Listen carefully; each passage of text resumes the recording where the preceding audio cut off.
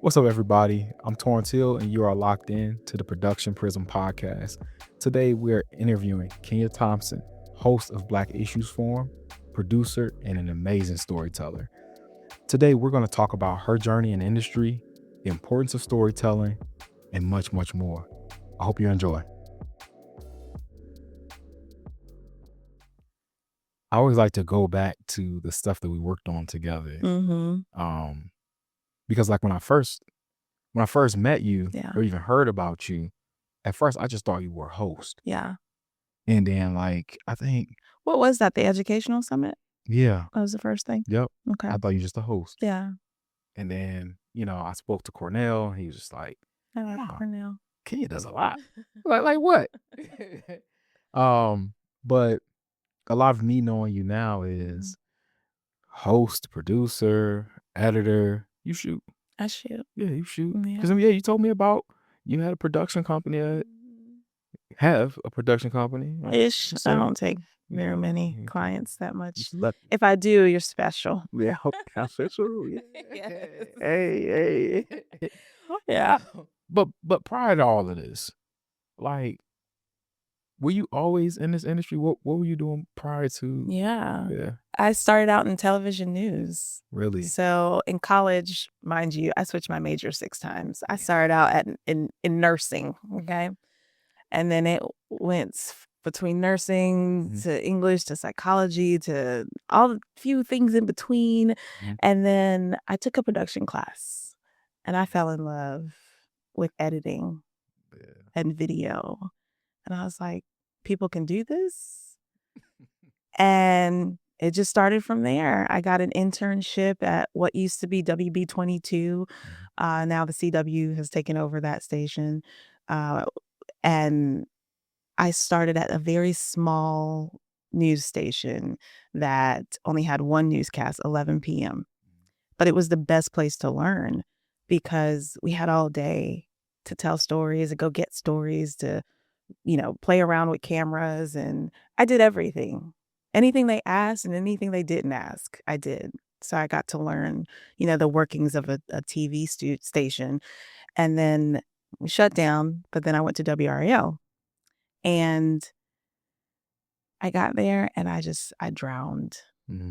It was like going from Rocky Mounts to New York City. Ooh. And I couldn't take it. And I didn't get fired. I quit, found a job where I felt more comfortable. I had no voice. And, it was a hard decision because, like I said, it was something that I really enjoyed. Like I found joy in it. But, trauma will show its face. Yeah. What was the part or the thing that brought you the most joy? Because you went from a small station, and I've been at small stations before, like small little stints. Like I'll come in as a contract or something. And that small station vibe is lit. It's dope. Yeah. I don't care what nobody's. I'll take a small station. Yep.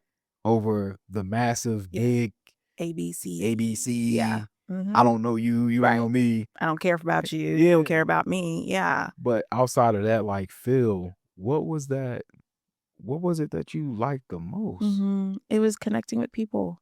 It still is. And I think if you look at all the career paths that I had ventured, those 6 major changes, they all dealt with connecting with people. So I think I would have been a great nurse, right? Yeah. Because it was about people. And I think as I've learned today, and I'm a very empathetic person, and I think it's about the person. And so when you talk about being a storyteller, that's an intimacy.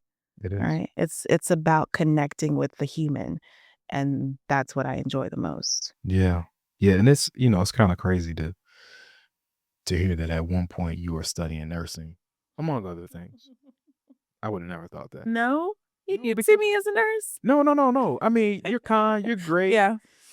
But I mean, you a production dog. Oh, I appreciate that. I mean, we filmed. It was the 4th of July weekend. We was filming 4th of July weekend. Like you was filming before I even got on location. Yeah. We had a almost like a previous, week. yeah. And even still, we filming the whole days, and it's hot. Yeah, I'm talking about like 1,000,000 degrees outside. It's hot. Skillet. Yeah. And Kenya just like, I'm doing what I do, getting this story. and that drive. Yeah. And that's why I can't see you as anything else or have wanting to be anything Mhm. else because you so committed. I appreciate that. I don't even see it like that, honestly. I just see it as, again, it's joy. It's Yeah. an enjoyment. Oh yeah. I tell my students all the time, tap into the passion because once you find it, nothing can deter that moment of joy, that space of Mm, joy, right? mm. So what would you call yourself? You know what I mean? I kind of told everybody all the many Yeah. hats that you wear, Yeah. but what would you call yourself in this industry?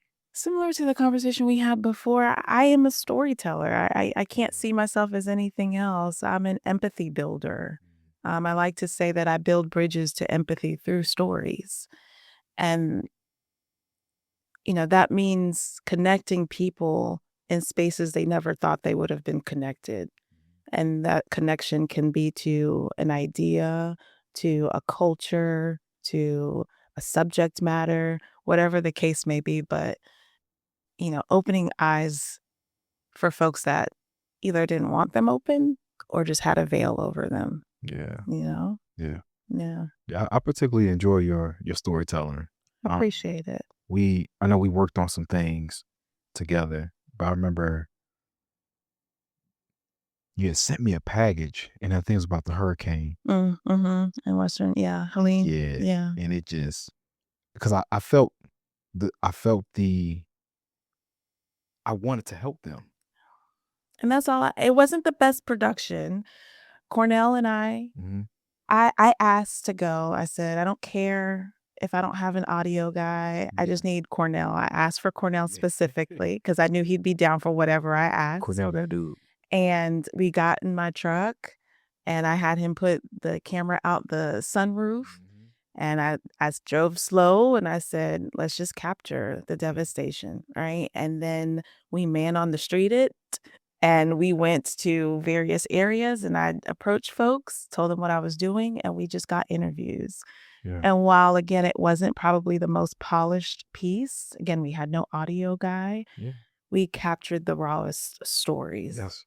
And that is what resonated. That, thus far, has been the most highest performing viewer analytics, whatever, of Black Issues Forum, I think, of its time, or at least in my time. Yeah.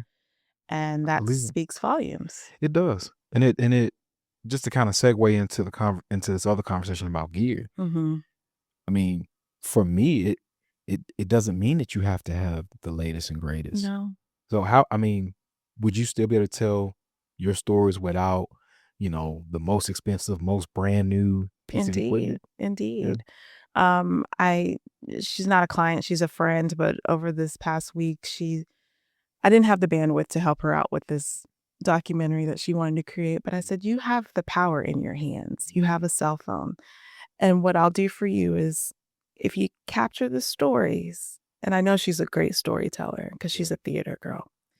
And I said, "If you capture the stories, I'll, guide you through how to frame up your cell phone and all that and do a mic for your phone. I'll edit it for you." And she captured the stories It's good. with a cell phone and a lapel mic hooked into her phone. It wasn't the greatest, but people were locked in because the heart was captured from each individual. Yeah, and that's the importance, and that's kind of like why I even asked that question or even hinted towards equipment is because I feel like we have to get to the point where as storytellers that we're encouraging either young storytellers or even Mhm. old storytellers alike Yeah. that it is not the equipment, it's not the gear. Don't let that stop you. No, I always say as long as you got good light Mhm. and clean audio, you're good. Good, You're good. good. Yeah. So, I want to dive into more of your storytelling mind. Okay. Um, so is there a rule like around like TV storytelling that Mhm. you like to break? Hmm. Gosh, there are a lot of rules that I break. Um, mm, what can I say to not get in trouble? I was doing that earlier. I was like, Yeah. ooh, ooh, let me not. How could I not get in trouble? But I think people that know me, especially like me and Deb go back and forth all the time. So my executive producer, Deborah Holt Noel, PBS North Carolina, The GOAT. the GOAT. She is great. She is one of the original hosts of Black Issues Forum, and she's a great storyteller. Yes. We just tell stories differently. Yep. And so oftentimes, she'll suggest a thing, and I say, you know what, I'm not going to do that because that's not how I tell stories. And I know this isn't specifically answering your question because I honestly can't think of a thing that I've broken, Sure. but I always try to stay authentic to what feels real to the story. And I know she does as well. It's just our approach is a little different. Yeah. I may not sugarcoat a thing, Mm-hmm. right? Where she finds a more eloquent way to say it. And I think because of where we are with technology and access to information, people can see through what's not real. And so when we talk about telling stories and being authentic with those stories, I want to make sure that people feel safe, but to be truthful and no longer sugarcoat a thing. Yeah. And I think where I am and, the kind of stories that they tell is a bit sugar-coated. Mm-hmm. And I'm tired of sugarcoating shit. Excuse my language. No, you're good. No, because you touch on two really important things. Is that as producers, we do approach things differently. Because you and I, we may get the same exact story. Yeah. Well, even the fashion forward piece that we worked on, right? Oh, yeah. I was like, no, it should be done this way. You were like, well, yeah, I don't know. Yeah. And it's okay. And it's Creative okay. differences. Yep. Yeah. Because at the end of the day, we're two different people. Exactly. We've experienced the world from two different backgrounds. And lenses. Yeah. Lenses. Yeah. And then on the sugarcoat thing, I'm with you. There were things about that piece that we worked on, the fashion forward piece, that I felt like was getting thrown under the rug. I agree. Because folks didn't want to ruffle feathers. And I don't know how high up that goes. Right. But we got to be afraid we have to stop being afraid to ruffle feathers. Yeah. Because I'm the type of person, I'm the type of producer, I'm going to tell Black stories. Unapologetically. And the only way you're going to get me to stop is because I'm dead. Yeah. Agreed. I think that's the beauty of hosting Black Issues Forum. And while I hate the name, I do love the fact that we can unapologetically talk about the problems that exist for us and talk about white people and talk about other people who continue to perpetuate those problems without being looked at like, oh, I can't believe you said that. Yeah. Right? Like they join in on the conversation. And I've never had that freedom. I've always had to sugarcoat. Yeah. And that's not a way to tell a story. To me. No. Because I feel like if we can't sit in a room and we can't discuss like, hey, these are some wrongdoings, as well as, hey, these are the positive things that's happening in the same type of energy without sugarcoating anything, what are we doing? Yeah. We're just playing a game. Exactly. I always say, if something bothers you about this topic, then you need to go look in the mirror. Look in the mirror. Because nobody said you did a thing. I ain't say Torrance did it. Right. So what's your problem? If I'm sitting there getting hot and bothered about it, like, oh man, you need to go check yourself. I want to go figure it out. Yeah. Have some inner reflection. Yeah. Yeah, no, I love that though. And I appreciate, your willingness to be open about it, because it is hard as us as producers, especially for me on the contract side. I'm always having to walk on eggshells to be it's harder as a contractor. Like I don't want to sour our relationship. Indeed. Because this is my livelihood. Yeah. So it's like, hey, I want y'all to call me back. Yeah. So like, yeah, you want to do that? It's like, okay, I'll do it. Yeah. I can only fight. I always see it as like, I'll do a pushback and see like how the person reacts. Yeah. Or the client test it out. Yeah. If they're like, oh, okay, yeah, we get that. But if it's like, hey, they put up their shield and their sword, I'm gonna lay my stuff down. I'm like, no. Unfortunately. But then I think that is also a great opportunity to ask yourself the question, is this the kind of client that I want to continue working with? Yeah, And that's a hard question as an entrepreneur it is. because, again, these clients are your livelihood. So you let go of one, that could literally be, sometimes $100,000 a year that you let go. So, but you balance that with, do I morally feel okay Yeah. with working with this kind of client? Does this negate the purpose of why I'm here to tell stories? Yeah. And that's a tough question. It and, is. And either answer is not wrong, because I get it. You got to make that money because we're in a world where we need to make money. Yeah, you got to make that money. So, But you said, but it's important to think of purpose. mm-hmm. Like what is your purpose? What's your purpose? Because we can always chase the dollar. Exactly. But what's the purpose? What's the purpose? Yeah. Yeah. I want to I keep talking about us working together, and the last time we worked together was on a series. And you may have more experience with this than me, as far as the pilot versus the series. Yeah. Because usually the pilots are pretty expensive. Yes. I mean, how do you manage that client expectation when the rest of that series got to be produced on a tighter budget? Yeah. So, ironically, I am the client. Because the series pitch was my idea.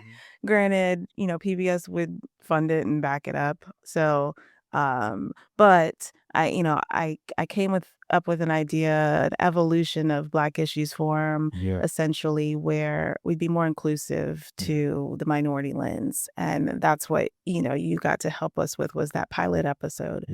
And I think that was, I think it was a $15,000 budget just for one episode, 2646, right? That was a lot of money. And that was a push to get that. Yeah. So to your point, I mean, if you broke it down, like if I had to reassess expenses, I'd say every episode would be about $30,000. Yeah. Double. So how do you, in this economy, with federal funding being cut to public television, how do you that? I'll tell you right now, I hadn't heard a thing, because I'm pretty sure they're like, we don't know where this money gonna come from. Where we gonna get that? Yeah. So, I've kind of been exploring, because there is money though. Yes. I've been exploring, who can I tap into? Who in my network, in my community, can I tap into? Who this aligns with their mission. And I think that's the biggest thing, is making connections. What's his name? Oh, he hosts,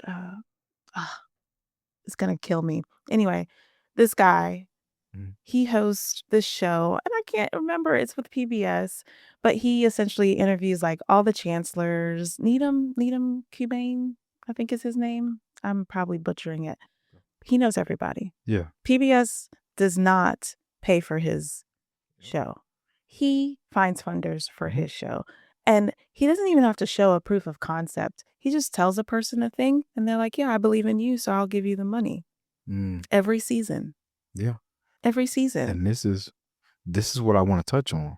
Because a lot of people, when they think about whether it's docuseries, television series, story, they think that they're going to go to like a PBS. I know. And that PBS going to come out with racks. It's so hard when people like reach out to me and say, hey, how do I get PBS to... I'm like, listen. Yeah. I'll tell you, you can try. Yeah. But it likely won't happen. We are public TV. Yeah. Right? People don't realize that. Yeah. And PBS is great. PBS is great. I love working with them. Yeah. But I know that there are folks that have, sustaining shows that they do the legwork to get the finances. Yeah. Now, I haven't had experience with it. I want to figure out how to do it. Yeah. Because much like yourself, I have some stories I'm thinking like, I want to tell these stories. Yeah. But can I actually get the production budget that I need to really pull this off? Not call in favors like I called you a few times. Like, hey, can I get a favor? It's okay. I got a little budget, but can the rest be off of we cool? to try to avoid that. Mhm. I think that's It's about building credibility. Nobody's just gonna give you money, no matter how much we want someone to just trust us enough. It's about building credibility. It's about, I think, being strategic about what the content is. Because I can create content that I want, yes. Yeah. But does it fit and align with what's currently happening? Because we know that people create marketing plans and business plans with a theme. And usually those themes trend on what's happening currently in society. How do we figure out, how does my content align with their themes, their mission, their value statements? And will they find purpose in supporting something like that? It takes a little research. It Yeah. takes time. It takes intentionality. And then again, it takes creating connections and resources. Yeah. Because instantly what I would think, like if I'm listening to this right now, before you stated that, I would think, oh, if I got a great idea, I can just go find anybody No, to back this. our great ideas are our great ideas, not everybody else's. That's very egotistical of us to think that our great idea is great to anyone else. Yeah. It is. Right? We take so much ownership in our stories and our ideas that when someone says, yeah, that's cool, we take offense. Yeah. But it's your baby. No one loves your baby as much as you do. No one thinks your baby's as cute as you do. Right?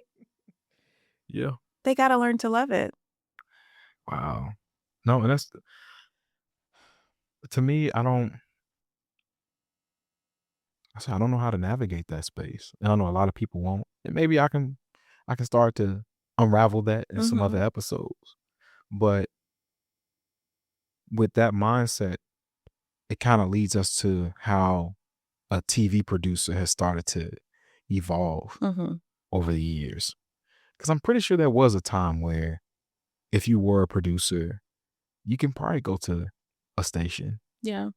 And you can probably find that backing. And this is me all speaking off of, I haven't researched this, but how has television producing changed over the years? Or even just now in your perspective, the expectation of what we should be able to do and know. So I have a unique journey because, like I said, it's been 20 years since I was in television. Yeah. My opportunity at PBS should never have happened. Never. When I left television in 2007, 8-ish, I never went back in. So, and I left as a desk editor. Yeah. I was not a producer. Over the years, I dabbled with my own production company, my own storytelling, but never through a television station. So I missed a lot of critical years of knowing what it really meant to be a television producer. Yeah.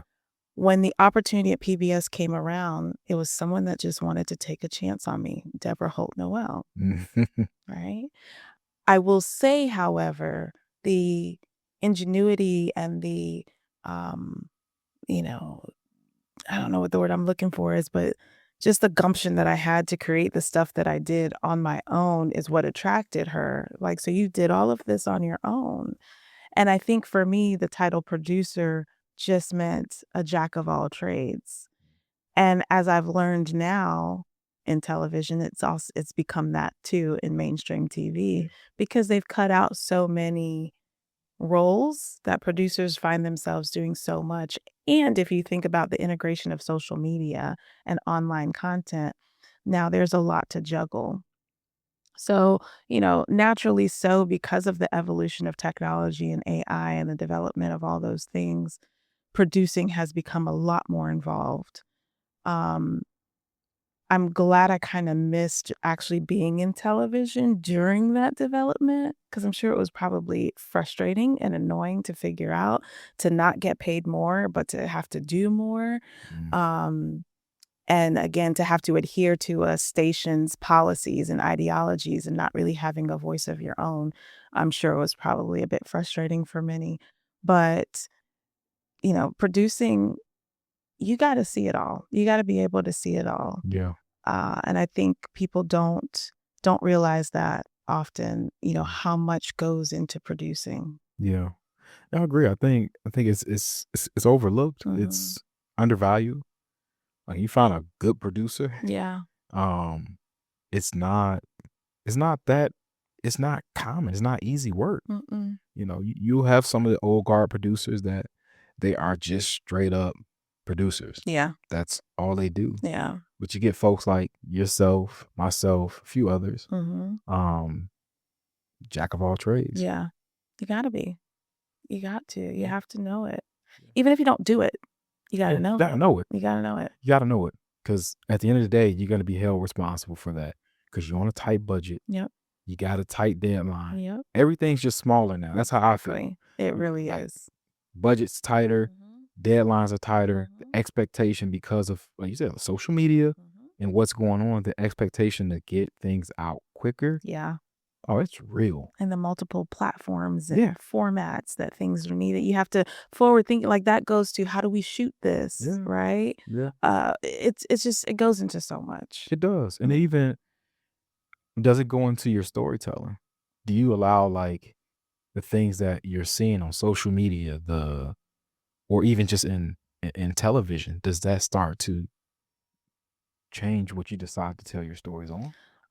Maybe not what I decide to tell my stories Mhm. on, but the perspectives or how I tell the stories because, Yeah. as we all know, things trend and you want to be on trend. And if there's ever a time that you can like meet a trend where it's at, that gives your story more visibility potentially. So sometimes, yeah, there is a bit of taking what's trending and weaving that into the story, but I don't want that to ever water down the story Yeah. or to distract from what the true intention of telling that story is. That's So I'm not huge on that, on trying to socially trend, but I do take into consideration what's happening. yeah. Yeah, I mean, you have to. you have to. Like you said, we work in an industry where we're passionate about it, but we want to continue to stay in the industry and continue to get paid. Hmm. And part of that is being relevant. Yeah, I can't try to force an idea yeah, on a station, a client, or anyone and just say, well, because I think it's great right. or I think that this is relevant. Yeah, Like, they got to see it too. yeah, yeah. Yeah. So, we talked a little bit about your younger self Hmm. navigating through the industry, being a pro, I don't know about a pro, but all right. I'm gonna unplug your mic at this point. Um, but what would be some advice to get to your younger self? Like as you look back at your career now, is there anything you would tell yourself? gosh, I want to get to know her honestly. Yeah. I've been to therapy. Mhm. And part of the reason why I got out of television was because like I said, I couldn't find my voice. I had the thoughts and I had the ideas, and I guess if there was something I could tell that person in that conference room during production meetings is your ideas are worthy. They're good. And I didn't have the confidence, right? Yeah. But every journey is as it should be. And as much as I would have loved to have stayed in television, this is exactly how it should have happened. Yeah. And it's been a beautiful journey of figuring out my voice, still figuring it out, who I want to be, who do I want to represent myself as, and what means the most to me. And again, it's just people. Yeah. So I would just tell her to keep going because there were times I just didn't want to. I felt very lost and confused because I had this passion, but I was working in a space that wasn't in alignment with that. Mhm. But I always wove it into my roles. Yeah. So every time I got a role, which was typically in the communications department, I'd always say, "Hey, don't you think it'd be really cool if we told this story?" And they're Yeah. like, "Yeah, but who's going to do that?" And I was like, "I'll do it." Do it. Yeah.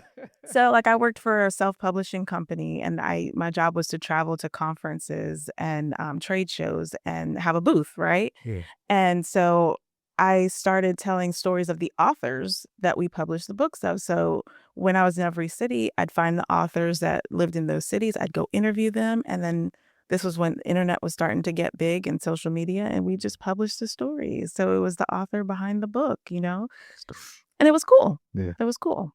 Yeah. So, just started, all your ideas are good and they're worth it. Yeah. They're worth the time. It is. Yeah. Yeah. That's beautiful. Yeah. I've had a similar experience being in certain rooms where I'm maybe one of many Black people, Yeah. Black men, Yeah.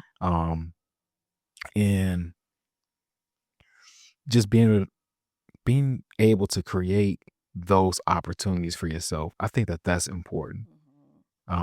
You validating yourself, that's important too. Yeah. But I think something that I really want folks to take away is that if you are in those spaces where you're in a television station or a production company, whatever, where you feel like you don't have that voice, start to be intentional on creating that. Yeah. I think one thing I've learned over the years, especially in hosting Black Issues Forum, sometimes I get really discouraged, given the state of where things are, because content is so Black focused. It feels like there's no progression. From this Martin Luther King Day. Yeah. This past episode was about MLK, and I listened to not the "I Have a Dream" speech, but the "How Long Not Long" speech that was given in Birmingham, Alabama. And I listened to the words and I thought to myself, we are no further along. And it can be really discouraging because I ask myself often, probably every week, honestly, why am I doing this? Who's watching? Who's listening? Who cares? And while it's not my responsibility to know or, to be obligated to know who it heals or who it helps or who it hurts, I do get sometimes the understanding or the knowledge that someone found benefit from the story. Yeah. And I have to keep reminding myself that even if it's just one person who gets something from it, that's all that matters. Yeah. Or one person different, one person better, than we were before. And I think that's what keeps me going, is just helping that one person. Yeah. But it can be discouraging. Can be. Yeah. But it's still important. Like you said, it's just, we get into that mindset of, views and followership and all that stuff because it's always in our face. But like you said, at the end of the day, it's impact is one person. Yeah. It's an individual. Yeah.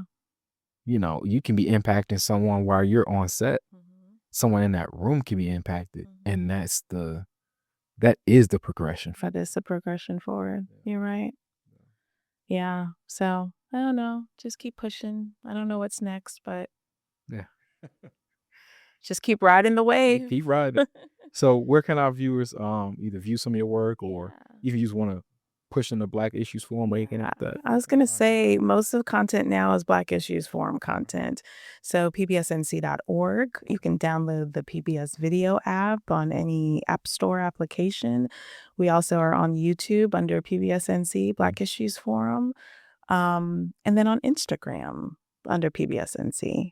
Cool. So yeah. Yeah. It's great. Yeah. Thanks. Thank you.